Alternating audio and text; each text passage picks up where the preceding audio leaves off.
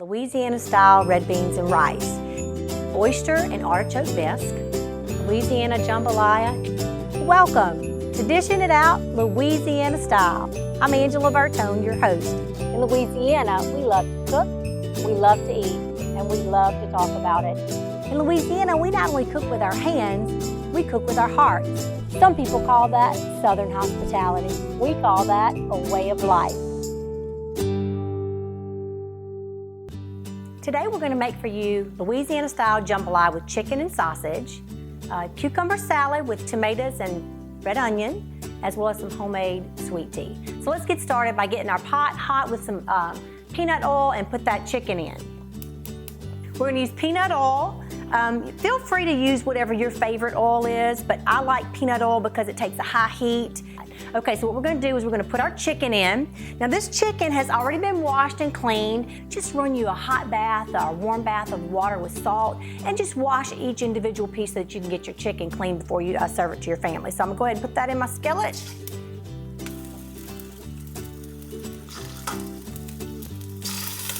What we're going to do is we're going to brown this chicken, and what I have is chicken legs and thighs. Now the reason I chose this is because the chicken thighs is a dark meat. It's my preference over a white meat in a jambalaya. It's going to be more tender.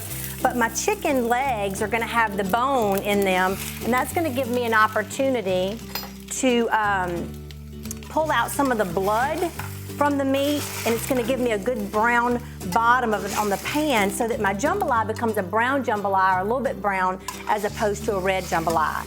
If I was using beef or venison, it would definitely give me a good brown color. So I'm gonna have to add some coloring to my jambalaya, but we'll get this started. And I'm gonna rinse my hands in that bleach water that I tell you about. I always keep my bleach water handy so I can clean up easy. All right, now we're gonna get it seasoned. What we're gonna put in here is just some regular black pepper. You can use fresh ground black pepper if you'd like. I'm gonna like a lot of garlic. And if you know me, you know that I use granulated garlic powder or granulated, just not garlic salt. If you have garlic salt, you won't be able to control the salt as easily, so make sure you put something without the salt in it. We're gonna go ahead and salt it now as well. And in Louisiana, you're gonna have to learn to eyeball it like we do. We don't hardly measure anything. This is a pepper, and I'm gonna use a habanero. But it's real traditional in Louisiana to use a cayenne pepper. I'll tell you a little secret about myself. I'm not a good speller, and I used to call it canine pepper, but that's not what it is. It's cayenne. Okay, so we have our garlic, our salt, our black pepper, and our habanero pepper. And we're gonna let this brown, and I'm gonna go ahead and get my other ingredients ready for you. Now we've got some onions and garlic. We've got some tomatoes with green chili. And in Louisiana, it's real common for us to use what we call the holy trinity of vegetables, which is onion, bell pepper, and celery. Well, we're gonna scratch that today. I'm not gonna put that in my jambalaya. What we're gonna put is onions, garlic, green chili, and then I'm gonna put a little bit of red tomato with green chili mix. Now the reason I do that is I really don't like a celery in my jambalaya, and my body doesn't take too well to green peppers. So I like to substitute a green chili. Now make sure when you get your green chili that you look at the label and see if it's hot or mild, because of course your tomatoes and green chili may also be hot. So you don't want your jambalaya too hot that the little ones can't eat it. So that's what we're gonna go ahead and get ready now.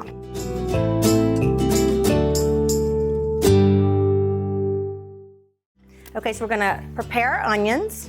So basically we just core it, we peel it. We're gonna dice this up fairly large. It's not gonna be really tiny because I want my onions to float on the top of my jambalaya so that at the end, we're gonna just toss it into the rice, and you're gonna get some really nice chunks of sweet onion in your jambalaya. So we're gonna leave them a little bit chunky.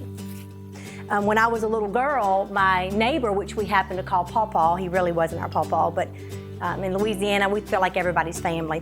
But Pawpaw Henry, if somebody had suffered a loss, like a death in the family, or maybe their house burnt down, our neighborhood Pawpaw Henry would grab his big old giant black pot, and go get all these ingredients and just show up wherever and start cooking for the family. Or maybe it was a fundraiser. So when I cook jambalaya, I think about hospitality. I think about, you know, somebody overcoming something that was difficult, just helping your neighbors out. And today in Louisiana, we still do that. Many, many times, if you hear of somebody having cancer or something where they're in need, somebody will have a jambalaya sale to help them out. So when I cook jambalaya, that's what I'm thinking of.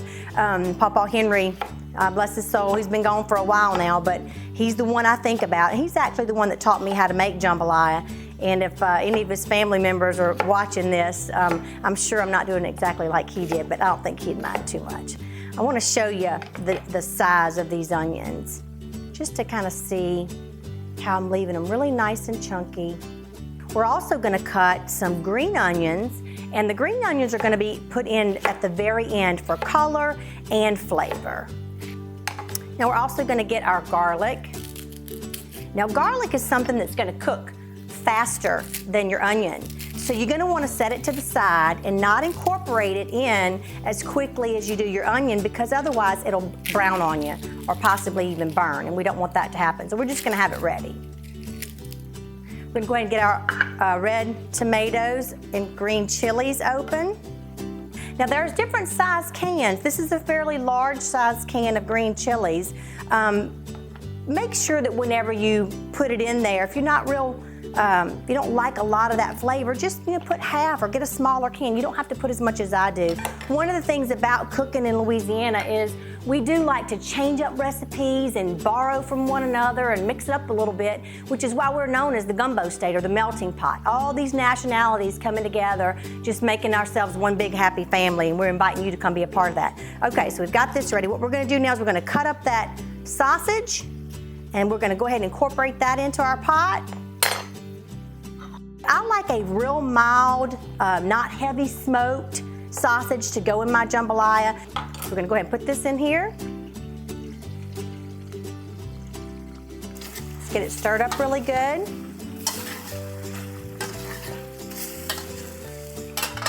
Now it's going to take a little while for this chicken to brown, and we're going to try to make sure that it gets a good sticky bottom. And once that happens, then we're going to come back and we're going to add to it our all of our vegetables, because we want that chicken to really be falling off the bone when everything's ready. So we've got to time it out pretty good, okay? Once it's brown, we should be good. All right, you guys, let me tell you a little bit about the meaning behind jambalaya, because at the end of the show, we're going to have food for thought. So we got 3 words for today. We have rice, fowl, and stew. The word rice means to polish, like when you're finishing up a job or to do the last finishing touch. Fowl, of course, is a bird, but it can also mean to be alert or the unseen observer, kind of like a fly on the wall. And then the last thing is stew. Stew means to think about something or to mull over or to heat it up. So we'll tie those words in at the end of the show in our food for thought. We'll be right back.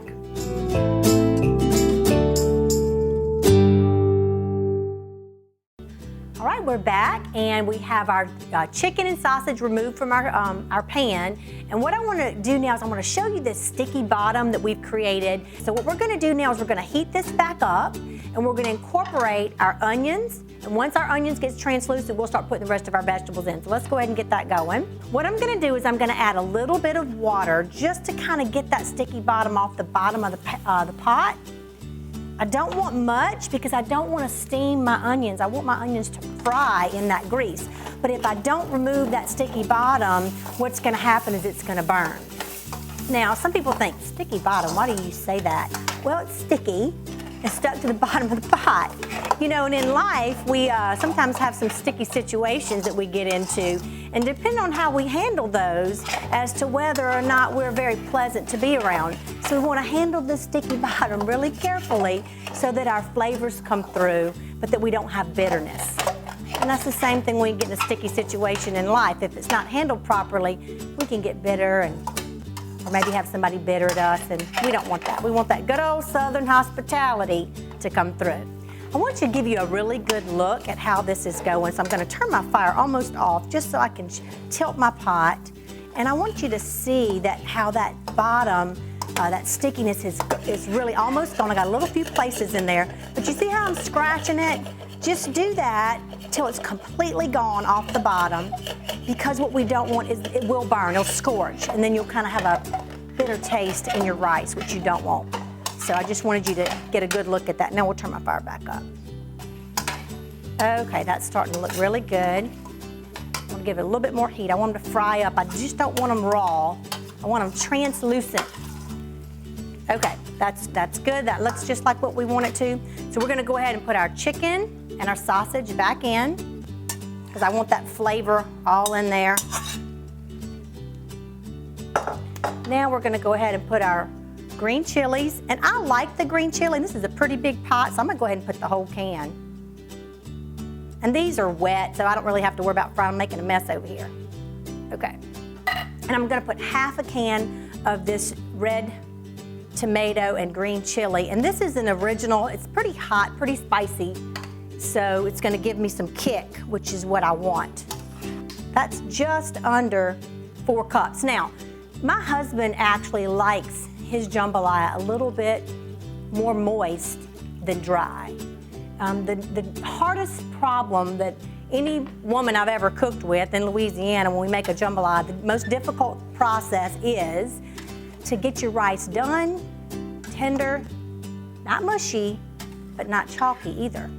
So that's why I like to time it, and I like to measure. That's one of the few things you'll see me measure is water to rice ratio. Something else about Louisiana folks, whenever we know we're gonna serve somebody and we know their personality, we'll cook for them. You know, when I was a little girl, my mother always taught me, she said, always prefer everybody else. So when I had company, I had to let them, you know, if they wanted my pillow, they got to sleep on my pillow, my side of the bed. Whatever game they wanted to play, that's what it was. And so my mother brought that same attitude into the kitchen. No matter who we were serving, we would think about them and what they liked or how they liked something. And my dad didn't like his jambalaya red, he would prefer it brown. So Mama would make sure that that's what he got. One of my best friends, she doesn't like her vegetables crunchy, and I do. But when she comes over, I'm gonna cook to her liking. So if you came to my house, I'd cook to your liking. Okay, we're gonna go ahead and I'm gonna follow my own rule. I'm just gonna use this can here. I'm gonna shake this up, and you can see that water is just too light to give me a brown jambalaya. We're gonna pour a little bit at a time. And I would say that's about a teaspoon. And we're gonna stir it, get a really good look at it after it's stirred in. Make sure it's not too dark. And this will add some flavor. If you've noticed, I've only salted the meat earlier. I haven't salted this juice yet. And the reason is because I don't want to get it too salty. Okay, that's looking good. It's good and brown. I think my rice is gonna look good. And you can see I have a little bit left in my can here, so that's why I like to set it to the side or in a spoon or something, just so I don't make it too dark. Definitely need some salt. So let's go ahead and do that. Now remember, this is the part where we want everything to taste like we do on our plate, because we're fixing to put the rice in as soon as that water begins to boil. This is Louisiana hot sauce or crystal hot sauce. I'm not sure which one, but my favorite is the one that's not bitter. And there is a couple that has a little bit of a bitter flavor, so taste it and make sure. I want a little bit more kick, so I'm gonna add a little bit habanero. You can put cayenne, but I find cayenne's bitter. So I'm gonna make my own palate happy. The smell is delicious. Those bones are gonna give it a really good flavor too. It might need a tad salt, but my rule is once you put it in, you can't take it out. So I'd rather you have to sprinkle a little bit than it to be too salty and wished I hadn't have done it. So this is gonna come to a boil. What I'm actually gonna do is I'm gonna go ahead and put it over on out of our way and put the rice in here. We're gonna set the timer for 18 minutes and we're gonna get our salad going. So give me just a second and we're gonna get that happening.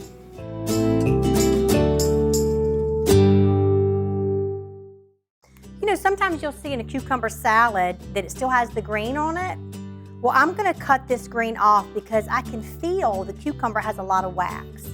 So we're gonna completely peel it. But if you have a fresh garden, cucumber coming right out of your garden and you don't have all that wax on there, you might just wanna score it, make it really pretty, and leave some of that green on there.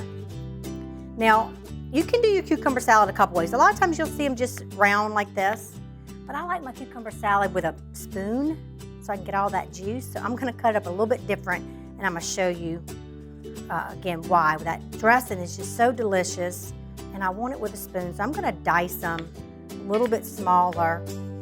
So when I scoop my spoon in there, I get all that juice. So when you go to a store and you buy your tomatoes, always pick them up and smell them. If it doesn't smell like anything, put it back. I'd rather just have a cucumber salad with vinaigrette dressing on it with no tomato than have a tomato that has no flavor. When we were kids, it was nothing to go out in the garden with our grandparents and eat a cucumber right out of the garden. Now I have a tomato knife that I'm actually going to use because it does make it easier to cut. And I've already washed all this, and I'm just going to cut these kind of small. Again, I might use a spoon when I eat mine. Everybody else is probably going to have a fork, but I want it a little bit small so I can scoop it up with all that juice. All right, that's it. Cucumbers, tomatoes, and red onions. When we get back, we'll put that salad dressing on it.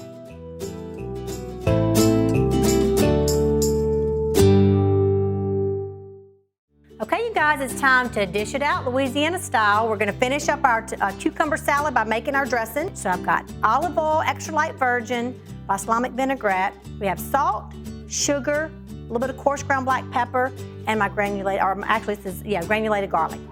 Okay, so we're gonna put all this in.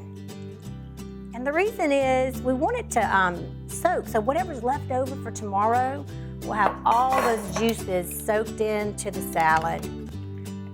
All right, we're gonna stir it together. Okay, remember we told you we was gonna keep out the onions for later because we wanted to give a little bit extra flavor, but it also gives color. So I'm gonna go ahead and put that into my jambalaya. Okay, we're gonna put our green onions. See how all the onions are on top of the rice? Everything floats to the top and then settles back down. So what we're gonna do is we're just gonna give it a toss after I put those onions in there, and that onion will kind of be throughout. But then all the vegetables that floated to the top will be incorporated all the way through the jambalaya, so everybody gets some of those good sweet onions. Now after we plate this, don't run off anywhere. We have food for thought. So look how pretty that is. Remember I told you that we like to use a spoon for my salad, or I do. My husband don't, but I do. I like to use a spoon because I like that juice. Okay, we're gonna taste our salad. Make sure you get a lot of that good vinaigrette homemade dressing. Takes me back. Okay, look how good that is. See all the vegetables incorporated in there. See, it's a light brown as opposed to a pink, or what we call a red jambalaya, kind of orange color. That is so delicious. If you haven't been to Louisiana, you are missing out. You need to come down and see us. Okay, now, remember in the beginning when we talked about our stew, our fowl, and the rice. So, I want to tell you a little bit of a story. I don't know if you know this or not, but when an eagle is in the midst of a storm, he'll face right into the storm and fly into it. And that seems kind of crazy because in our life, or in my life, when a storm comes, the last thing we want to do is go into the storm. But you know, in Louisiana, we talk about Louisiana hospitality and making food for your body and then food for the soul. And this is what I want to give you, is a little bit of a tidbit of food for your soul to think about. So if the eagle flies headstrong into the storm, why does he do that? He does it because the aerodynamics of his wings and the pressure will push him up above the top of the storm so that he has a perspective from up high as opposed to down low and looking up. So then he can make a decision. Does he want to navigate away from the storm or just float on the wind? Now, there's another bird called a buzzard, but my husband likes to call it a flying maggot.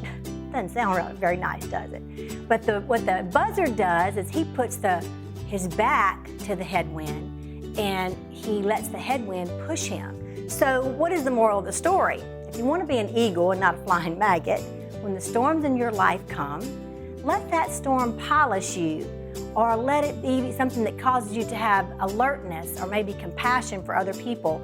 Let it pop you up above the storm so that you can have a different perspective of what's going on. And so in order to do that, you're gonna have to stew on it a little bit. Think about it. How am I gonna get through this? You know, when we put all this good food together, it's a combination of that sticky bottom, or think of that being like those sticky times in life where you gotta make some decisions. Putting all that together is what makes somebody have great character. It's what makes us have good flavor or spice in our life. So the next time you have a storm come your way, or you see somebody else in your life that's going through a hard storm, make a good old pot of jambalaya, some cucumber salad, a tomato, make them a glass of iced tea, and you face that storm with them and get perspective and dish it out to them Louisiana style. Not only food for the body, but a little bit of food for the soul too. Join us next time, you guys. We dish it out Louisiana style.